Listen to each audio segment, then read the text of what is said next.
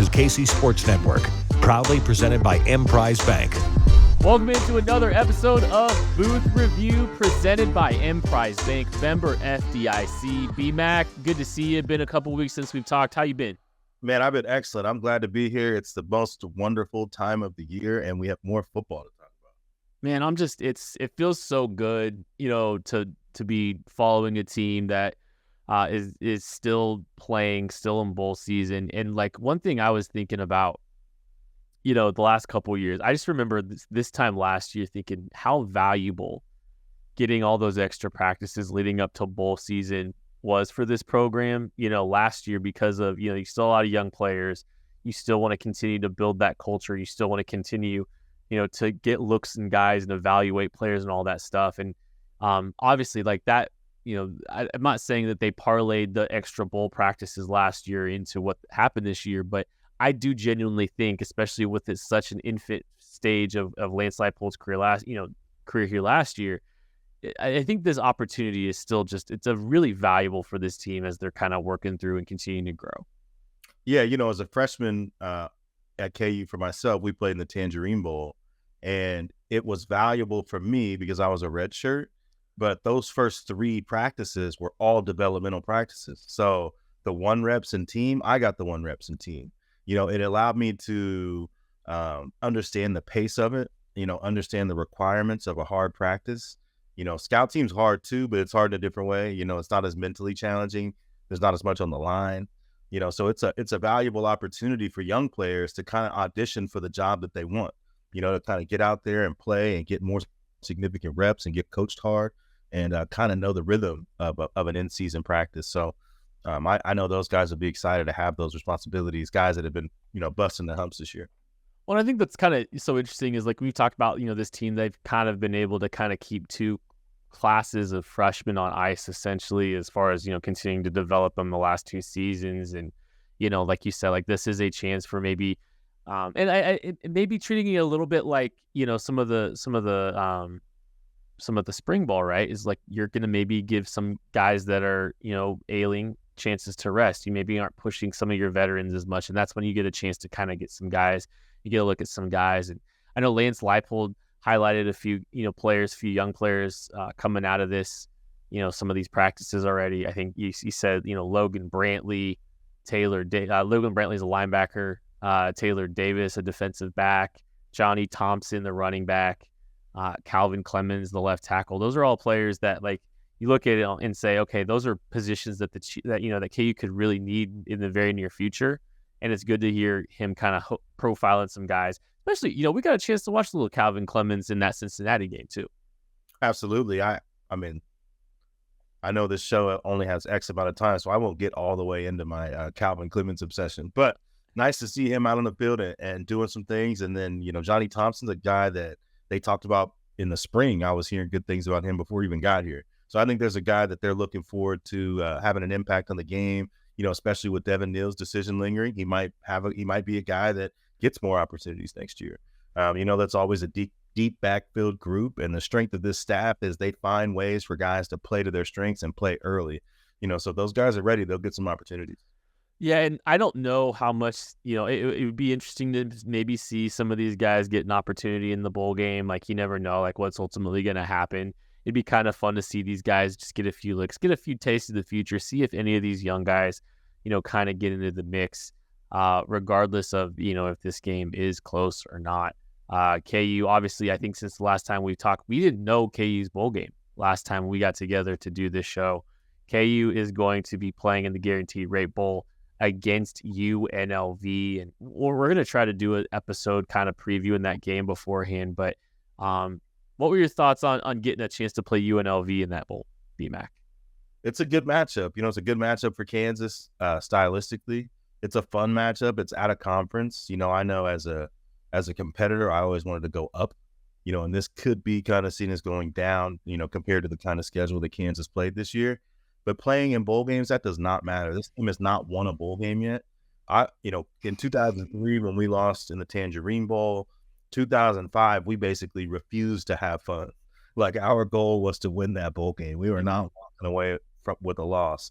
And we faced a similar opponent. We faced that Kevin Kolb Houston team Jackie Battle was a future Chief. He was on that team. They had a couple defensive linemen, a lot of good, talented players, but ultimately we beat them up at the line of scrimmage on offense and defense. Charlton Keith was incredible. Nick Reed was incredible.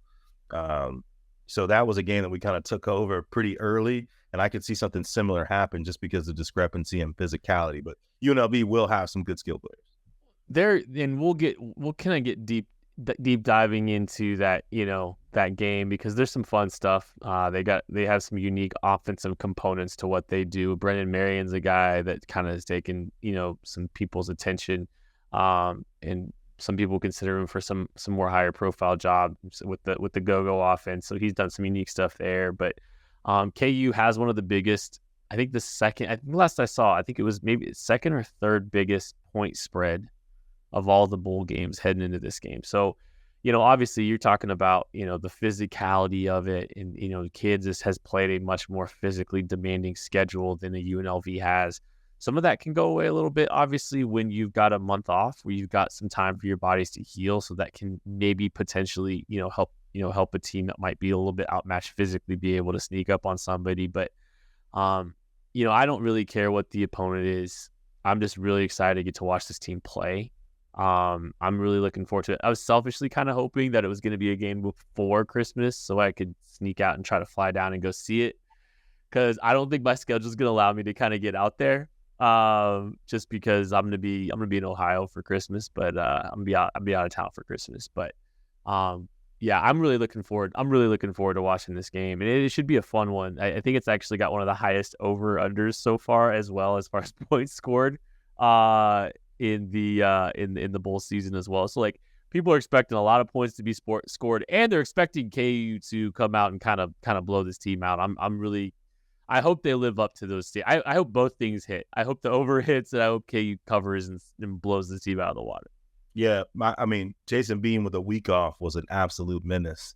So with a month, I am ready to see what kind of speed and quickness we have in store for Bean's curtain call in a Jayhawk uniform. Man, and that's like that's a good point, man. Like, I'm just excited. Like, I'm excited to watch Jason Bean one more time too. Like, yeah. That's gonna be fun, man. Like, I think it's it would be a really perfect kind of capstone to end is the Orange Bowl the last bowl game win? No, we won Insight the next year. Insight the next year against Arizona. That's right. Was that who's the wide receiver? Eric Decker versus Eric Decker. And Briscoe went nuts in that game. Yeah. So it's been 14 years since they won a bowl game. I don't know, man. I think this is an opportunity. It'll be fun to watch Jason Bean kind of maybe end that streak, right? It'd be fun to see Jason Bean be the quarterback leading to end that streak, because I know we spent a lot of time talking about this last time we talked, but man, I'm just like, I know he's overshadowed by the mystique of Jalen Daniels, who is an unbelievable player, and I can't wait to watch him next year. But like, I think it makes it hard for some people to appreciate Jason. And I hope we are, and I hope he gets a really fun kind of moment of glory, kind of closing this thing out. Real quick, because you're around the program.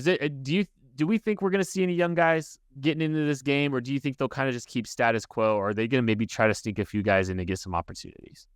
I think it's gonna be status quo. I just think about when he first got here.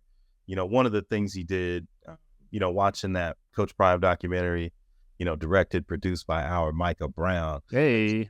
In the job. But watching that, you see that disconnection of, I'm separate from this thing that happened, and we can't win with this thing that happened. That documentary even puts into perspective what Coach Lightel did coming into the exact same scenario, a 1-11 team, and just refusing to not do right by them. He just wanted to do right by them. I thought that was the thing that stuck out the first year, was that he was giving guys opportunities to earn jobs. They were playing. There was no mass departure. Guys that wanted to be here got opportunities to play, and he did right by them. I think that is what he's going to do by these people. He's going to do right by them and give them the opportunity they deserve to finish out their Jayhawk careers. I love that. And I think that's an interesting way of kind of grounding that conversation, right? Just putting that together and saying, let's take care of these guys that, they're getting that last opportunity here to kind of play. I love that. That's a really good point. But yeah, I'm excited to see this group go out and perform. It's going to be a lot of fun. Just as a friendly reminder, Home Field Apparel has all kinds of incredible KU gear available for you, whether it's football season, basketball season. They've got all kind of things to cover you. Promo code NoSeats23 will get you a discount of, I think it's 15%. It's going to get you off of your order. So make sure you're taking advantage of that. I'm rocking a KU shirt right now from them, and they've got all kinds of awesome stuff. Again, promo code NoSeats23. We're going to take a break. We'll be back right after this. Thanks for listening to KC Sports Network. Make sure you download our new app. Find it on the App Store or Google Play. Just search KC Sports Network. BMAC, in some ways, there's been some, no news is good news when it's been coming to the transfer portal. We'll get to that in a minute. But some of the good news that, has just been out there is, with the departure of Andy Koldnicki, Jeff Grimes is in the chair with Jim Zabrowski, who's also been promoted to, a co-offensive coordinator position. Kansas has a new, pairing at the offensive coordinator position. Before we get into those two guys a little bit here, because I'm really excited. We were both texting back and forth a little bit when Grimes was hired, but Kotelnicki, obviously it's a bummer to see him go, but wishing him the best of luck at Penn State. Absolutely. I love getting a chance to know Coach Kotelnicki. He was always fun in press conferences. He's a guy that got paid a lot of money. So with his family, because who could blame him? But he was an innovative guy. But what we have to realize is that a lot of time there are a lot of people that are good at X and O's. Mm-hmm. A lot. Now I could take you down the list and we could get into the hundreds of brilliant offensive minds. But what we have to keep in perspective is a beautiful offensive mind has to have a place to execute those plans. They have to have the freedom to explore. They have to have the buy-in from the players, and they have to have player development at every position. Jeff Grimes is a guy whose reputation before coming to Kansas far, far, far exceeds Andy Kotelnicki. So this is an accomplished coach. This is a guy that's had many, many successes. Most recently, the big one at BYU that led to the job at Baylor, where they won the Big 12 championship, and then he was unceremoniously let go. Obviously, there was a little bit of hard feelings there just based on some of the quotes I've seen. But what I'll say about this is Coach Lightel has created an environment for an offensive mind of Jeff Grimes' caliber to exceed at a very, very high level, because you're getting buy-in, you're getting consistency and practice plan and program plan, you're getting player development from quarterback with Zabrowski, Jonathan Wallace, top 35, under 35 as your running back coach. Mm-hmm. Grimes steps in as your tight end coach. Coach Fuchs is developing offensive linemen at a rate and an ability that I have not seen in college football. And that's not to mention Coach Gildersleeve and what he does in the strength and conditioning program. So this program is not a one-man program. And that takes nothing away from Andy Kotelnicki, because he's great at what he does. But what they've built here at Kansas, what Coach Lightel built here at Kansas, is a pipeline of support and success for great offensive minds to really flourish. And I'm interested to see what version of Jeff Grimes we get, because I think it'll be a fantastic version. 100%. And, we can get to Grimes specifically in a second, but I think you nailed it, right? This is a culture that exceeds, like if you thought it was doom and gloom just because Andy Kotelnicki, left for a fantastic opportunity, don't get me wrong. But if you think it's doom and gloom and the sky is falling just because Andy Kotelnicki leaves, you don't understand what's made this program special. And if you haven't been able to see, Andy Kotelnicki isn't the offensive line coach. And what we've seen growth-wise from that group over the course of the last 3 seasons is unbelievable. Quarterbacks, Jim Zabrowski, what he's done to develop these guys, and watching Jason Bean get better, and watching a redshirt freshman in Cole Ballard, or a walk-on freshman in Cole Ballard, be ready and able to play.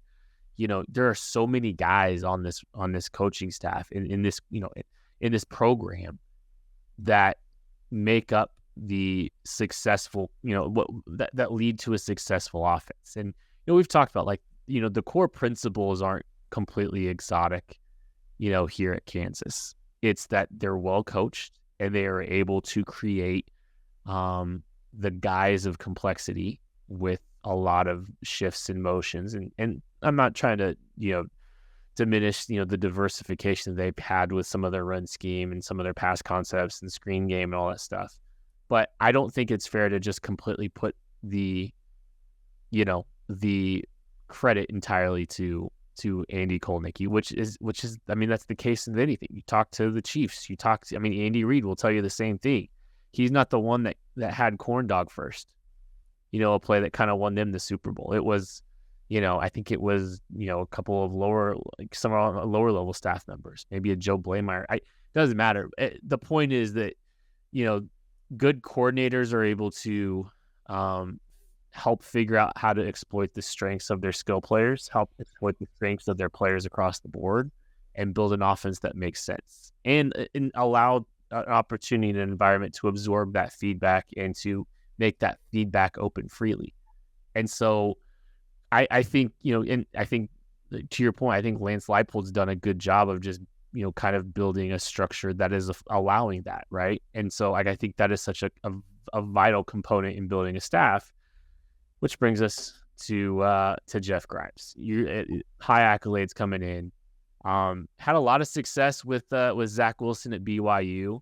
It's kind of funny. I think KU fans are going to appreciate. He's got a phrase, the reliable, violent offense, RVO, which is similar to some of the things that, not entirely similar, but there's some principles that are very similar to what we've talked about here. With he wants to be able to run the football with a lot of different looks, and those looks can present formationally, and they can also present themselves with a lot of shifts and motions. And I think that's what's, I think that's something that can really mesh well with what Kansas already has in place.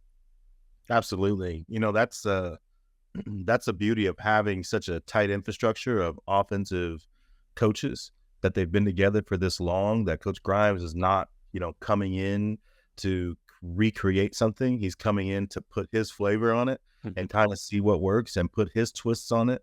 So I think it's a good fit. And then if you're talking about what his twists might be, schematically, these teams are very similar. If you remember year one, these coordinators are very similar. You remember year one, wide zone, wide zone, wide zone, wide zone. Well, they couldn't run wide zone, so they started to do other things. Last year, they couldn't move people in the run game, so they went to the option game.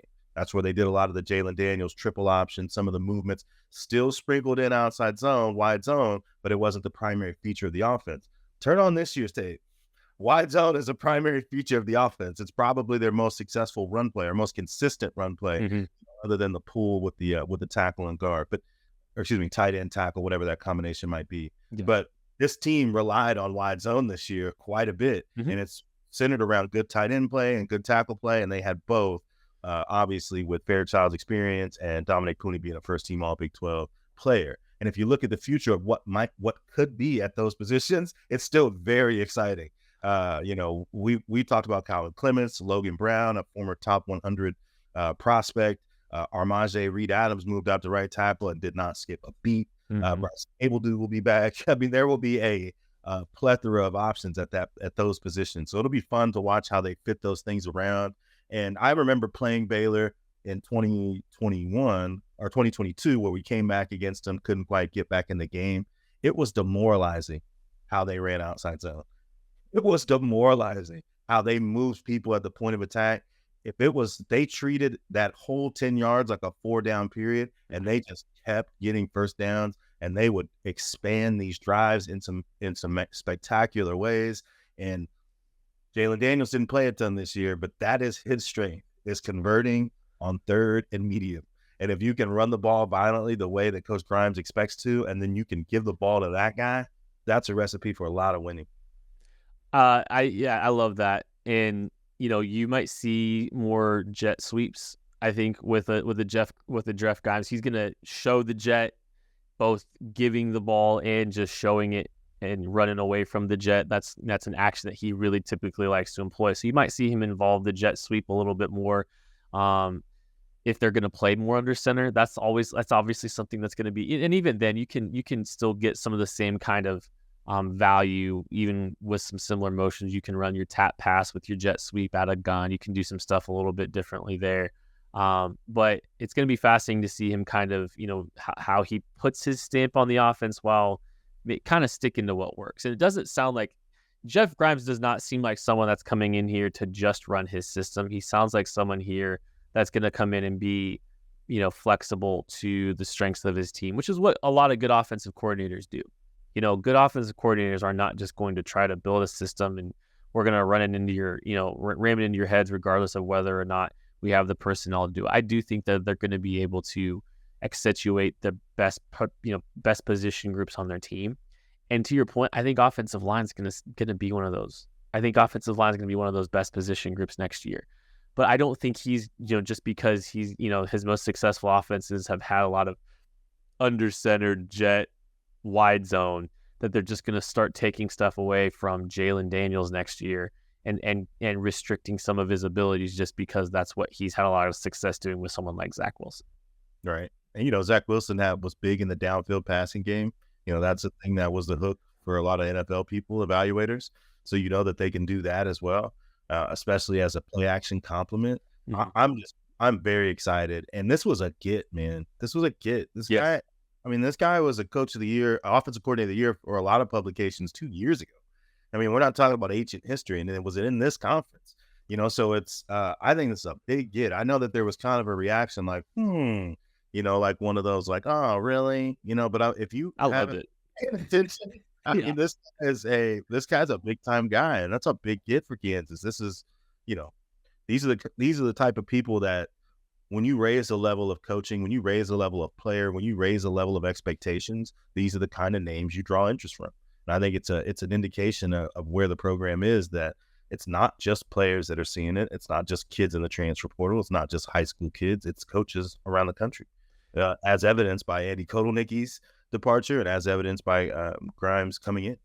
Well, and I think one thing, he's got an offensive line background too, which is obviously a nice thing to have. Like, they're going to have really good coaching from a blocking perspective. And, both Scott Fuchs on the offensive line and Grimes stepping in as the tight end coach. Like, I think that's going to do great things for, this team continuing to be able to run the football effectively like they were this year and have that kind of success, because I think they still have the personnel to be able to do that. Obviously, the Devin Neal situation, we'll see what happens. But even then, they're going to have, some backs capable of running the...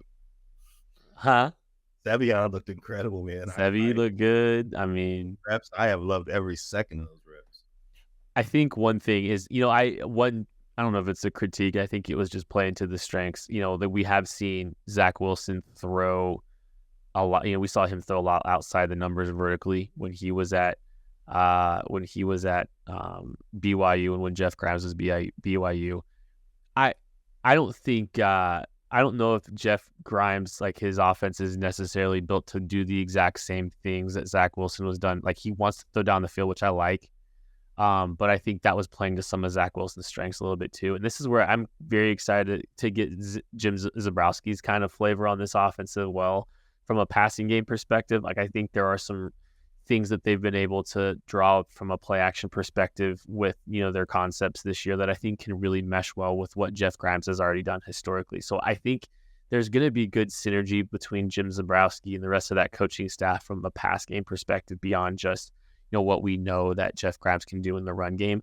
I do really think that they're going to be able to cook some stuff, really to complement, off of play action well, because we've seen him do it. We've seen him have some really great concepts.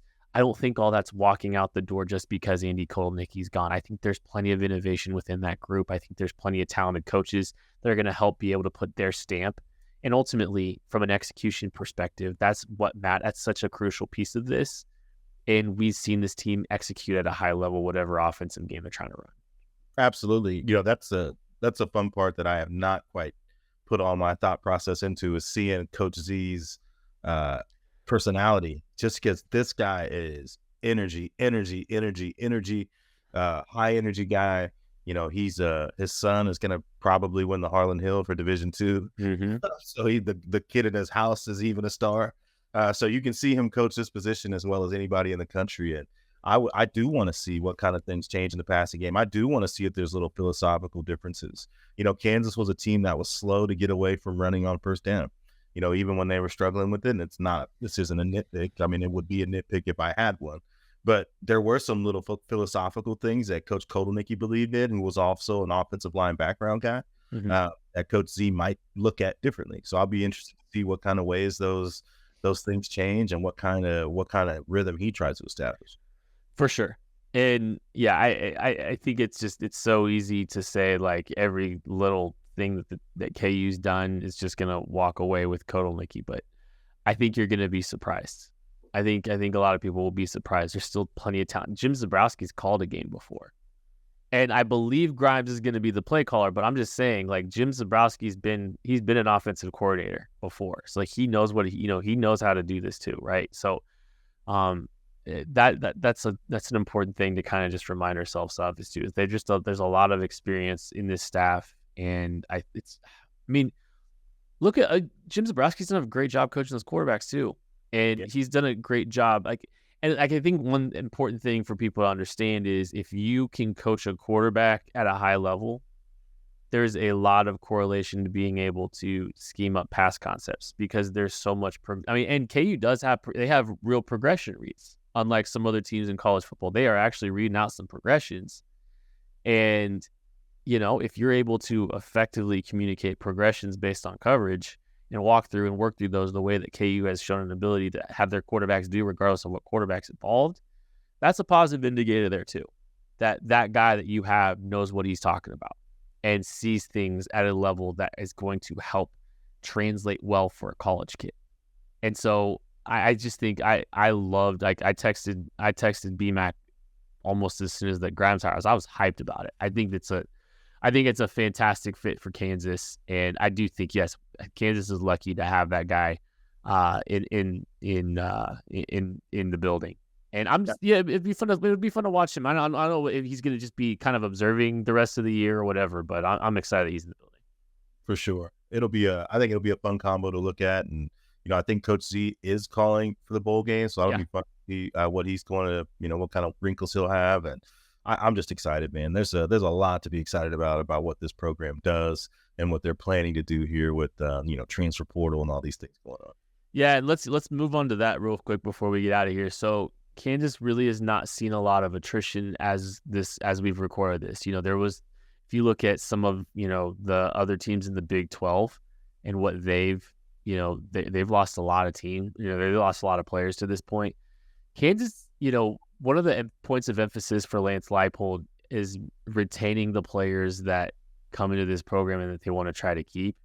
And to this point, KU's done a really good job of limiting their losses in the transfer portal.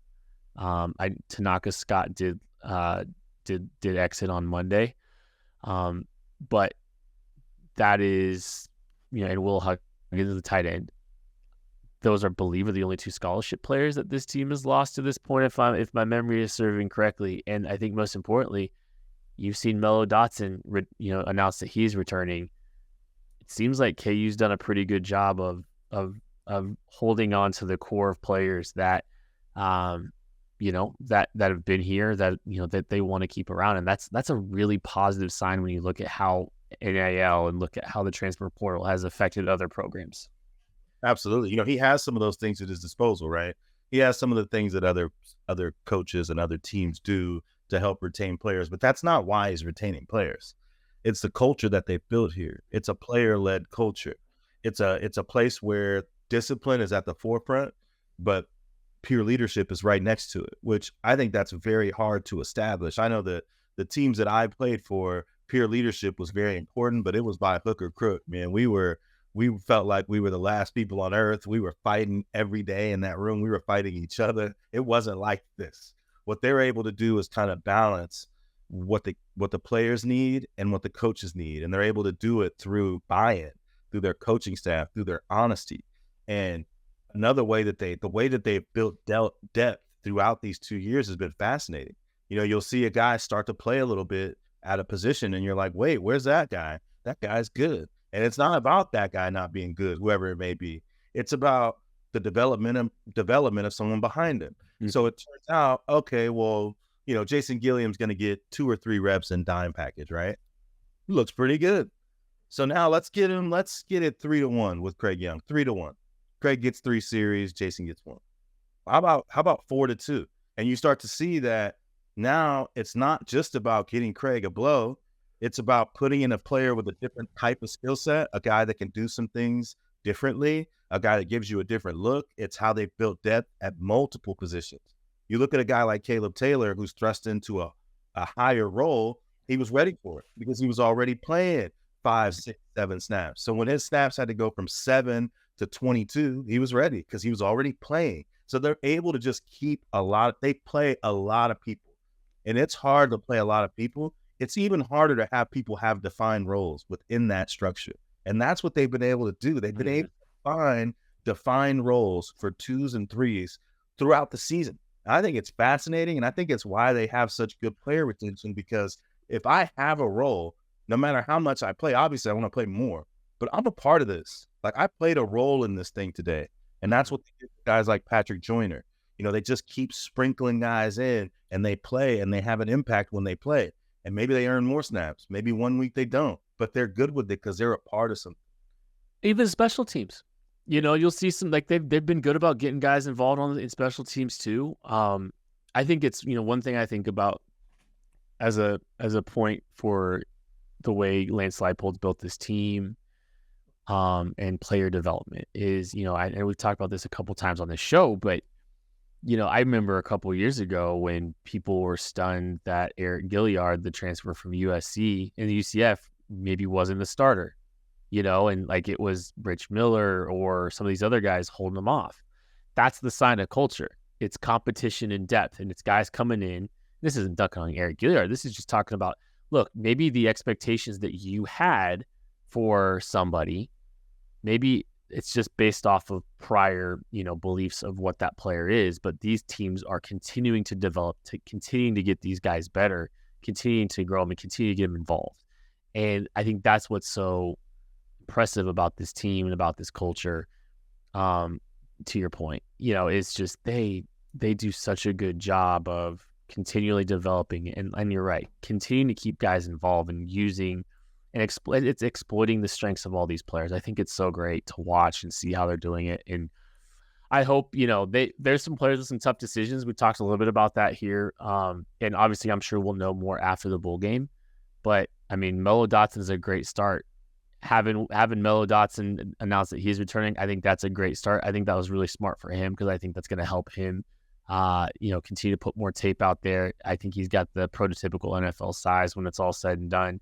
But I think another year of tape could really benefit him because, that's a good player. And maybe there'll be a few more that decide to stay as part of this culture, to be part of something bigger than themselves.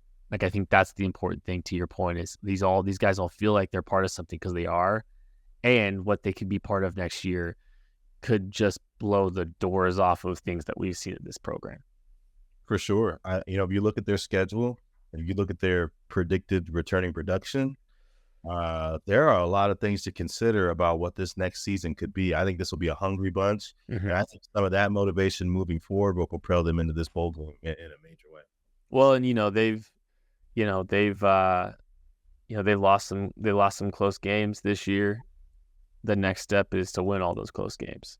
And that could be the case for this program if they're able to retain more of these guys. It's be excited to watch them. We're going to try to get one more episode in before the Guaranteed Rate Bowl against UNLV, trying to preview that game. But we want to jump on here and talk about some of the things that have happened in the KU football world. Thank you, everybody that's been listening, watching, subscribing. That's Brandon McAnderson. I'm Kent Swanson. We'll catch you later. Peace.